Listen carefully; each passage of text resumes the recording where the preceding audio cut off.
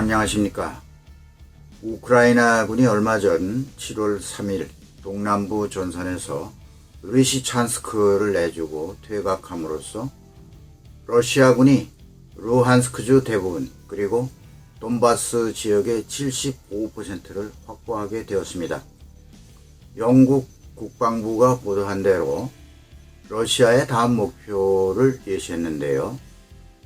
즉 러시아의 초점은 도네츠크 점령으로 전환될 것이다.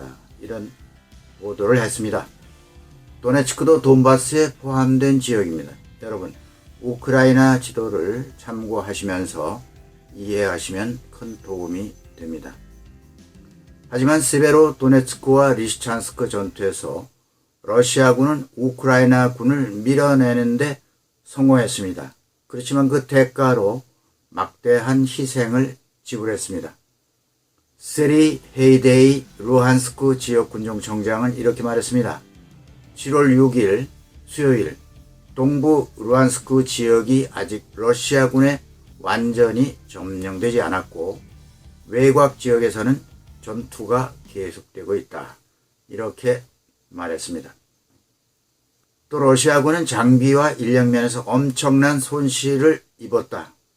러시아군은 4개월 넘게 루한스크 지역을 장악하기 위해 노력하고 있는데 그 지역의 점령지에는 병원들이 중상을 입은 러시아 군들로 가득 차 있다. 이렇게 그는 덧붙였습니다.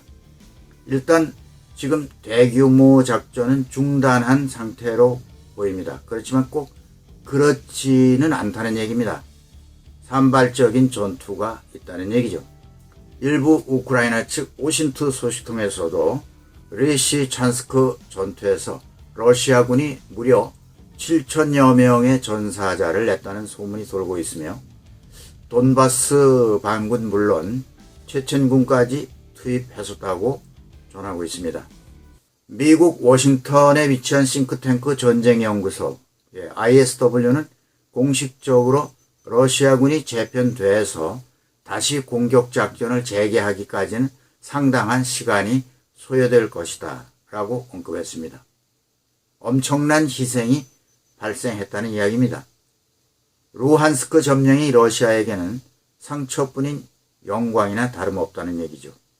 그런 가운데 젤렌스키 우크라이나 대통령은 서방이 지원하는 현대식 무기 공급이 증가하고 있다. 그래서 우크라이나군은 리시찬스크를 탈환하기 위해서 다시 돌아올 것이다 라고 강경한 어조로 주장했습니다. 하지만 우크라이나군이 다시 루한스크 주를 탈환하면서 돈바스에 반격을 가할 수 있을지는 의문입니다. 왜냐하면 돈바스 지역은 지형상 평지입니다. 치고 빠지는 국지전이 상당히 어렵고 탄약과 무기도 몇 배로 많이 소요되는 곳이라고 합니다. 주로 포병전으로서 러시아가 탄약을 계속 쏟아 부으면서 진격을 했는데요. 퇴각하는 우크라이나군은 그렇지 못했습니다. 우크라이나 국방정보국 바딤스키 비츠키 부국장의 인터뷰에 따르면 현재 우크라이나군이 하루에 쓸 수 있는 포탄은 5천에서 6천 발가량인데 비해서 러시아군은 10배에 달하는 5만 발가량을 하루에 소비하고 있다고 말했습니다. 우크라이나는 서방으로부터 포탄을 지원받긴 하지만 쏘아 올릴 수 있는 장비, 즉 시스템이 구소련 시절 생산된 구식 장비이기 때문에 쓰질 못하는 실정이라는 거죠. 포탄 수에서 절대적으로 밀리고 있는 실정입니다. 우크라이나가 기대하고 있는 서방 지원 무기로는 미국이 약속한 첨단 로봇 무기도 있습니다. 또 고속 기동 포병 로켓 시스템인 하이마스라는 무기가 있는데요. 이것이 전장에 도착하려면 한 번에 지급되는 것이 아니기 때문에 시간이 많이 필요하고 게다가 무기가 도착해도 병사들이 그 사용법을 익혀야 하기 때문에 시간이 걸린다는 얘기입니다.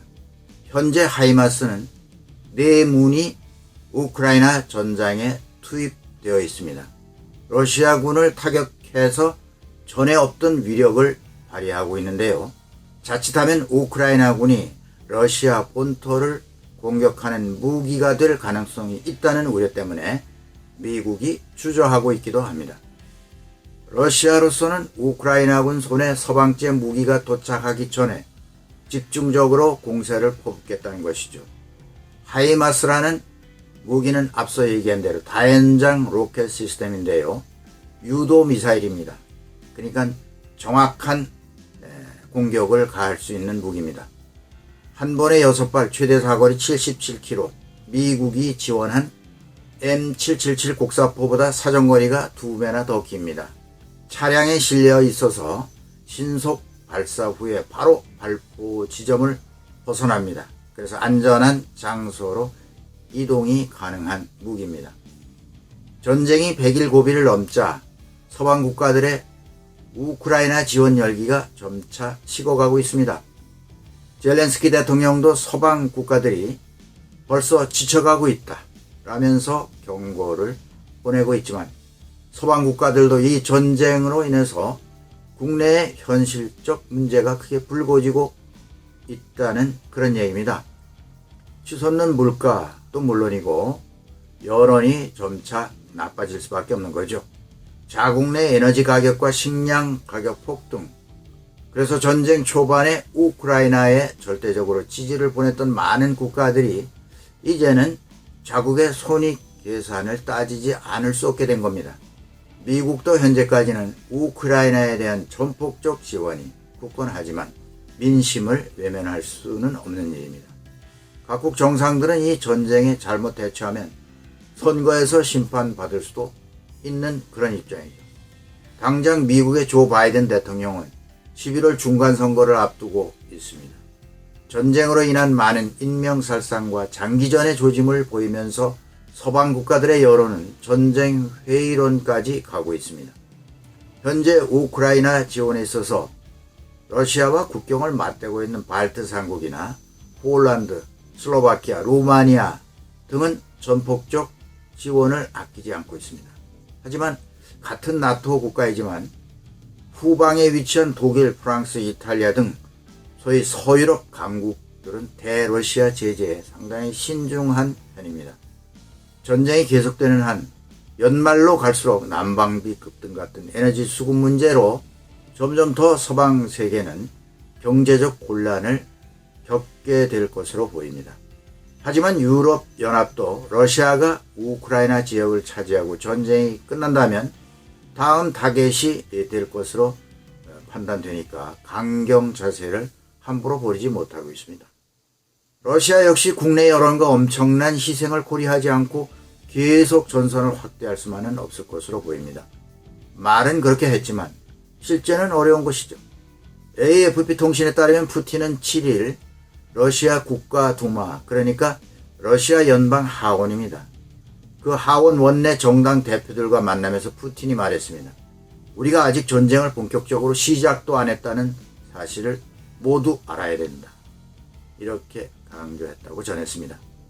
루한스크 주를 차지하고 푸틴은 서방세계에 여유를 부리는 것으로 또 보입니다만 실제로 부족한 병력을 메우기 위해서 정치적 부담이 큰 총동원령 대신에 현금을 앞세워서 지원자를 모집하고 있다고 뉴욕타임즈가 10일 보도를 했습니다. 한편 우크라이나 젤렌스키 대통령 이번에도 크림반도까지 수복할 때까지 한 채의 땅이라도 양보하지 않을 것이다 라고 강조했습니다. 지난 6월 9일 우크라이나 한 여론조사에 의하면 우크라이나 국민 66%는 우크라이나 군이 승리를 해서 러시아군을 몰아내고 2월 침공 이전의 당시 우크라이나 국경을 회복할 것으로 기대한다. 이러한 통계가 나왔습니다. 월스트리트 저널에 따르면 영토를 러시아에 내주고 휴전하는 방안에 대해서 우크라이나 국민 대다수는 반대 의사를 내비치는 것으로 나타났습니다. 우크라이나군 역시 반격의 끈을 놓지 않고 있죠.